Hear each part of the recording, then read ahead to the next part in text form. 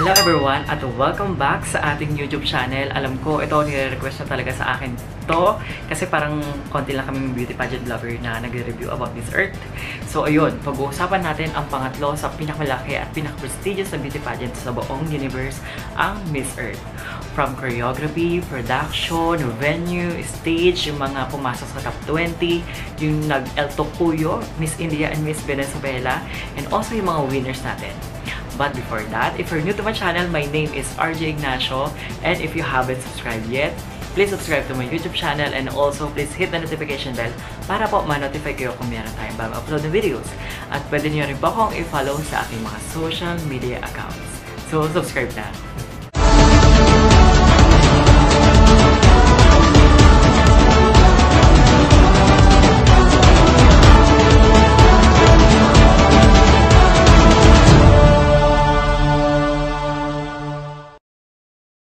Sobra akong nakinikilig, sobrang saya ko. Ang lagi ko sinasabi, ang ganda ng Miss Earth this year. Para talagang sinabi nila, kami ang third sa pinakamalaking beauty pageant sa buong mundo.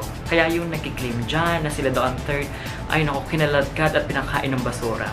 Mga pala guys, kanina nagfilm ako ng ng makeup tutorial for men. Manood kayo ha, kasi sayang yun. Kaya dinaretso ko na gumawa ako ng Miss Earth vlog. Well, umpisahan na natin. This year, ang team ng Miss Earth ay Flora Blooms, wherein inintroduce sa mga candidates ang kanilang national flowers and ang meaning nito para sa kanilang bansa. Napakaganda ng concept na yun. Sabi ko nga, kudos sa nakaisip, galing, bagay na bagay sa Miss Earth. Tapos ito na, pag-usapan natin yung venue at yung stage. Wala akong masabi. Ang masasabi ko, ang ganda. Grabe. Galing-galing. Kinikilig talaga ako pag nakikita ko yung stage ng Miss Earth.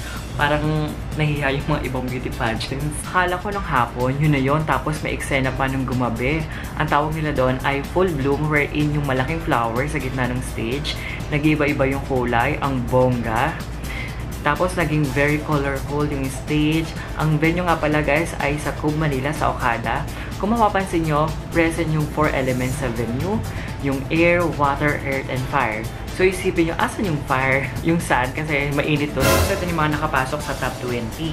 So we have Russia, Chile, Guam, Belarus, Guyana, Portugal, Japan, Poland, Ghana, England, Thailand, Czech Republic, USA, Philippines, Puerto Rico, Spain, Colombia, Netherlands, Nigeria, and New Zealand. Tapos, Best in Eco Video ay si England. Tapos, sa Eco Multimedia naman ay si Thailand. So, sobrang importante pala talaga na parang fast track siya kung Miss World. Pag nakuha yung dalawang awards na yun, automatic pasok ka na agad sa top 20. After na-announce ang top 20, na-surprise lang ako, wala si Miss India na ang ganda at ang talino. Tapos magaling din sa com skills. Tapos ang suki ng Miss Earth na si Miss Venezuela na wala agad. Kasi alam naman natin ang Venezuela, suki talaga to every year. Pero this year, naputol yon. Sa top 20, of course, hindi na ako nagulat na andun si Miss USA, Belarus, Ghana. Miss Earth, kung mapapansin nyo every year, mabait siya sa mga European. Kasi kung maalala nyo sa ibang beauty pageants, especially sa Miss Universe, yung mga European ang nawawala agad after pumasok sa semi. Kagaya last year, after na semi, nung top 10, kahit isa walang natira, ligwak lahat. Wipe out, kumbaga. Nawala agad yung mga European. Sa top 20, medyo kinabahan na ako for Miss Ghana. Parang di na siya nag-stand out doon, pero very popular siya sa social media. Ang dami niya paandar. Pero nung swimsuit competition, nawala na yung shine niya. And also, I feel bad for Miss Colombia. Hindi siya agad nakalabas for swimsuit. Nabiktima siya doon. Natapos na yung narrator, siya ka pa lang siya nakalabas for swimsuit. Miss Czech Republic, doon ko lang siya napansin. Kung di pa siya nakapasok sa top 20, parang may bigla na lang naglakad na Barbie. Sabi ko, aabot ito hanggang dulo. So yun nga, umabot nga siya hanggang top 4. After top 20 swimsuit competition, nag-perform si Chantel na hindi yata siya na-inform na 2-in-1. Judge na performer pa, kaya ang lola niyo hulas na hulas talaga. Yung makeup, parang from face na punta lahat sa baba. Tapos nung top 20, sumabak na sa long gown competition. Ang nag-stand out for me sa long gown competition, of course, Belarus. Si Miss Belarus, napakaganda ng mukha. Halos wala siyang makeup. And ang ganda ng gown. Sobrang tangkad niya lalo sa gown niya. Sabi ko mukhang Belarus mananalo this year. Basta ayusin lang sa Q&A.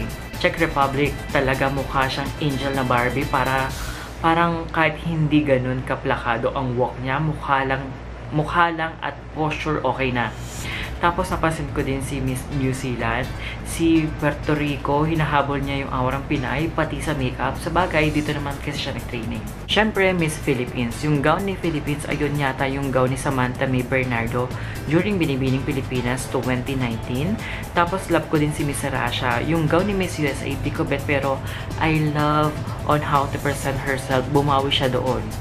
Si Miss Poland, sayang, ganda sana, di marunong umaura. Tapos si Miss Gana talaga ako nalulungkot. Alam mong gusto niyang manalo pero nawala talaga yung shine niya during the coronation night. Ayun, nakakalungkot na. For me, sa top 20 best in the evening gown ay si Miss Czech Republic.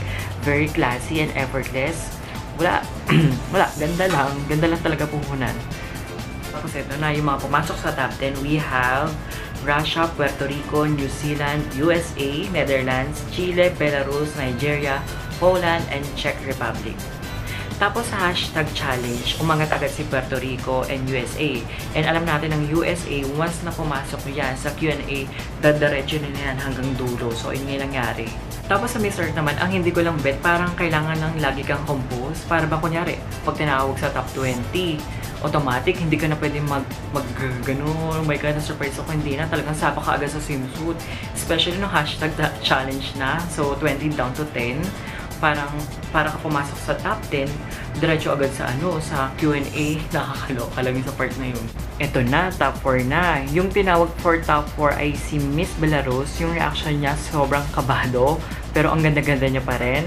Next naman, si Miss Czech Republic. Syempre, expected ko na talaga, parang may Barbie talagang kasali doon. Tapos, third, si Miss USA. Priceless moment talaga yung reaction niya. Halos mangyak-ngyak na siya. Tapos last, syempre, expected ko na Miss Puerto Rico.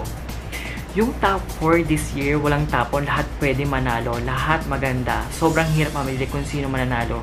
So, sadyang sa Q&A lang talaga siguro nagbatayan kasi lahat sila pwede mag-uwi ng corona ng Miss Earth. Sabi ko, ito yung pinaka-strongest na batch ng Miss Earth.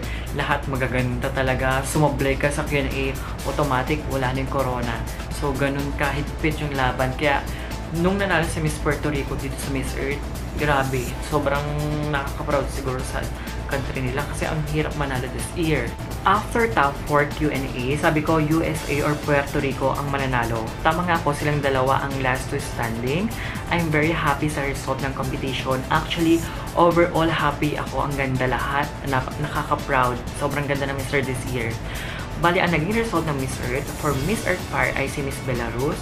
For Miss Earth Water, si Miss Czech Republic. For Miss Earth Air ay si Miss USA. And our brand new Miss Earth 2019 ay si Miss Puerto Rico. Very deserving. Ang hirap manalo ng Miss Earth this year. Lahat maganda. Alam nyo ba, may mga beauty pageants na nag-start ng bongga pero habang tumatagal nawawala. Pero itong Miss Earth, nagsimula sila sa maliit, papalaki. Pero ang malaga, ang kanilang environmental awareness na advocacy ng Miss Earth. Ang masasabi ko lang, good job Miss Earth, panalo.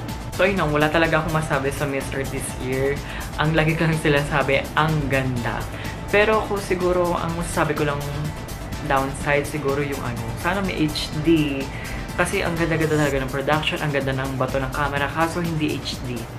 So, I hope guys nag-enjoy kayo sa ating vlogs for today at nasayan kayo sa ating review ng Miss Earth. Sana supportahan po natin ang ating beauty pageant na ito kasi talaga nakakatulong siya when it comes sa environmental issues. Kung bago pala kayo sa channel ko, huwag niyo kakalimutan mag-subscribe and also please hit the notification bell para ma-notify kayo kung meron tayong bago upload na videos.